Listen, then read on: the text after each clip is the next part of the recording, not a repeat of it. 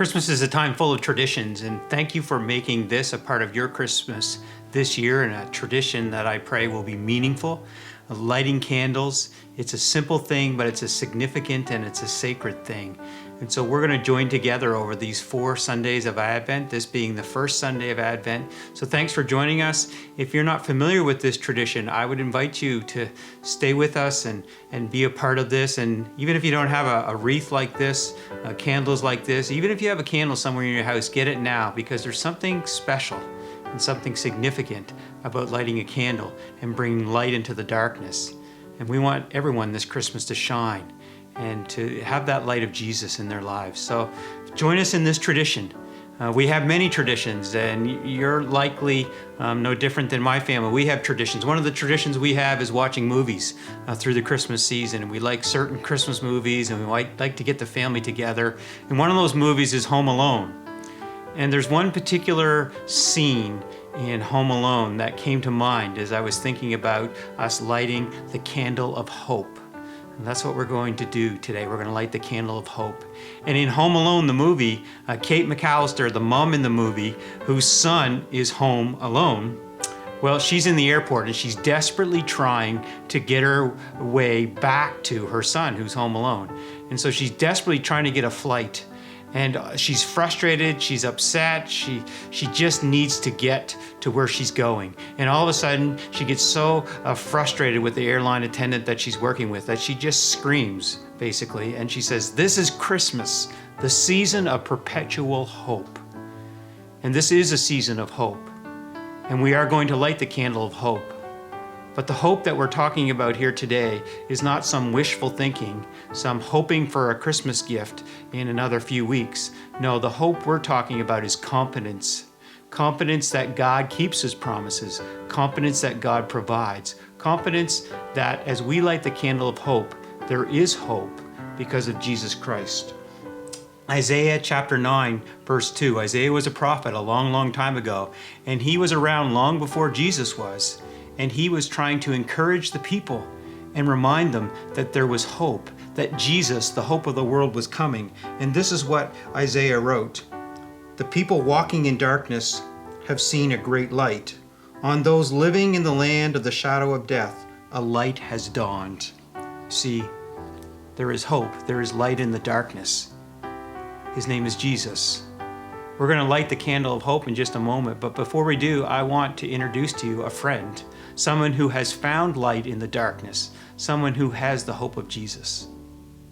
Hi guys, for those who don't know, my name is Tim Shea, and I'm here to share a little bit of my story and how hope fits in it. I grew up in a family of 6. I'm the youngest of them. I got 1 brother and 4 sisters.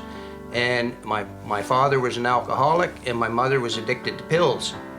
I grew up in a very dysfunctional, volatile environment, and as a result, basically, I ended up becoming an addict myself.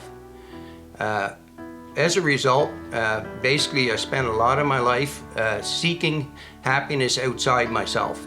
You know, when it came to drugs or relationships or friends, I never really had what it took inside, you know, to make me feel well. I relied a lot on self-sufficiency and control, trying to control my environment, trying to control people that were around me.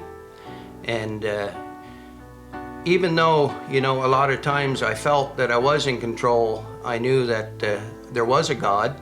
I knew that He was there, but I just didn't have a relationship with Him. And I think for a lot of my life, He was there and He was watching over me, because there was a lot of situations as a result of my addiction that I ended up, you know, looking up and saying, you know, "Lord, help me through this." And, you know, He indeed did so. It basically came to a T when I ended up, my mom stood in front of me and she said, your relationship with your father is not going to work out, and I need to ask you who you're going to go and live with. And that's when things changed for me. So I chose to stay with my father, and it really probably wasn't the best choice, but it was the one that I made at the time. Basically, as a result of my parents' broken marriage, I really had unhealthy view of what marriage was about, and I too myself ended up in a relationship, got married, and ended up with a broken marriage as well. That was when I hit bottom, and I basically surrendered to the Lord. I had a friend that was attending a church, and he asked me if I would be interested in going and joining him.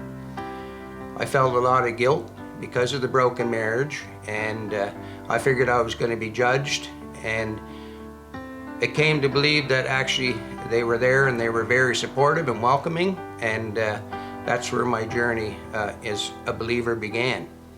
In 2009, I gave my life to Christ, and my life really changed.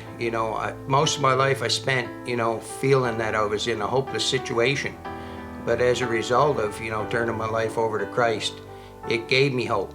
And I felt, like my situation had changed. And I actually started to believe and establish a relationship with Him. Through that relationship, I've been gifted with another marriage and 3 beautiful stepchildren. I still struggle, not so much with addiction, but, with the dysfunction and being brought up in a dysfunctional home. I still struggle with things like anger and, trying to control. But I know the Lord is good. Even at this time, when we're finding it challenging, with the COVID situation, I still feel hope in the situation. I don't know what the future holds, but I do know who holds the future.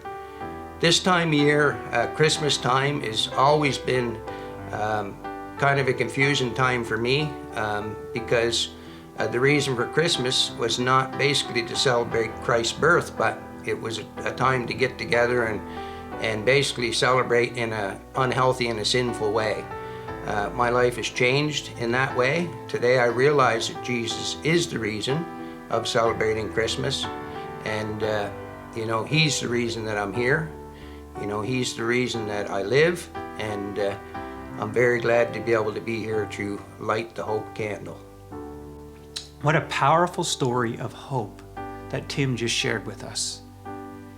You see, it was only in surrendering to Jesus and giving his life over that he found the hope he so desperately needed. Thank you, Tim, for sharing that story. And in just a moment, Tim's going to light the candle of hope. But before he does, I want to encourage you.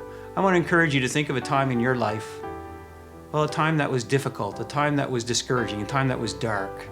We all have them, young and old. We can get discouraged and we can feel like, maybe nobody cares, that there's no way out. But friends, we heard from Tim today that there is hope.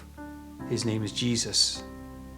And so as you light the candle of hope today, and maybe even after you light that candle, talk with family and friends. Talk with whoever you're with today. Give someone a call and tell them, if you're discouraged today, reach out and you'll find that hope. In fact, my friend Tim, who you just heard from, is a part of a group called Celebrate Recovery. And they work with folks who are struggling with habits and hang-ups that are having a negative impact on their life. And Tim found hope there, and he's passing on this hope of Jesus that he's found by working with others and encouraging others as a part of Celebrate Recovery.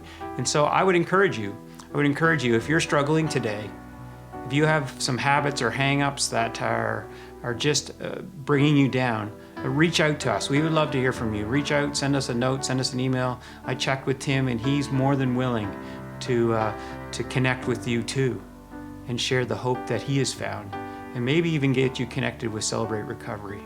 So now let's light the candle of hope, and let's remember that there is light in the darkness. Today, on this first Sunday of Advent, we light the candle of hope. We light this candle to remind us that Jesus is our hope, and that God sent his Son, his one and only Son, to be the hope of the world. We thank God for the promises he has made to us and for the light that he has brought into this world. God bless you. May you know the hope that comes through putting your trust in Jesus.